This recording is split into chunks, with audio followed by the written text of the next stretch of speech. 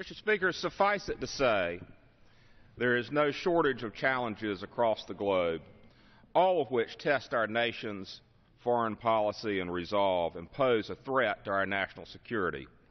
Lately, the world's attention has been focused on a myriad of issues that rightly deserve our attention: Russia's blatant violation of Ukraine's sovereignty, their continued meddling in the internal politics of our Eastern European allies, China's continued rhetoric and aggression in the East and South China Seas, the struggle for democracy in Venezuela, and the tragic events that continue to unfold in Nigeria and Syria, among other things.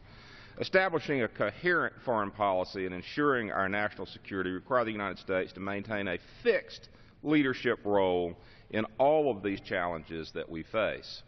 But, Mr. Speaker, while these and a host of other pressing issues test the United States and our friends around the globe, I'm concerned that we have let what I consider to be the greatest threat to our national security fall out of the center of the discussion.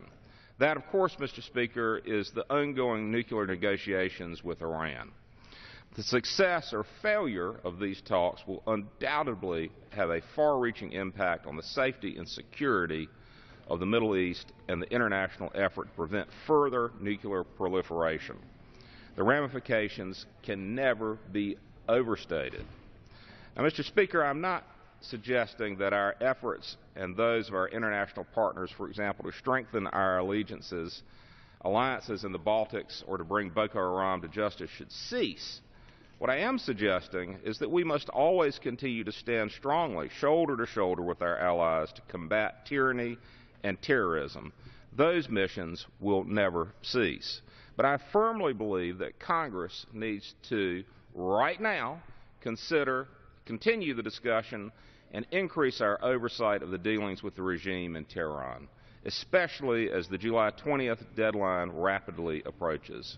I know that Chairman Royce of the House Foreign Affairs has always made these negotiations and the precise details regarding inspection and verification a priority, and I certainly welcome his commitment to increasing the committee's efforts to hold the administration accountable as they try and reach a final deal. What I fear is that the administration might accept, and worse, push for a final deal filled with concessions that endanger our national security just for the sake of getting a deal done. What might even be worse, Mr. Speaker, would an extension of the talks that fail to do anything for real consequence to stop Iran's march to a bomb. Time has shown us again and again that Tehran's frequent use of manipulative negotiation tactics and their history of deceit when it comes to concealing their nuclear program. Every day that passes during which concrete steps aren't put into place to prevent and to verify that Iran isn't maneuvering for the bomb is another day in which our security and the security of our allies is put in jeopardy. Mr. Speaker, we all know that the world is a complex place, and there will always be a new and emerging crisis right around the corner that threatens the delicate balance of global stability.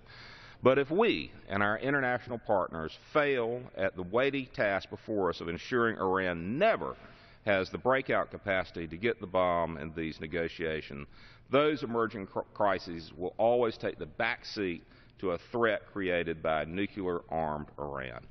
Thank you, Mr. Speaker, and I yield back the balance of my time. Gentleman yields back.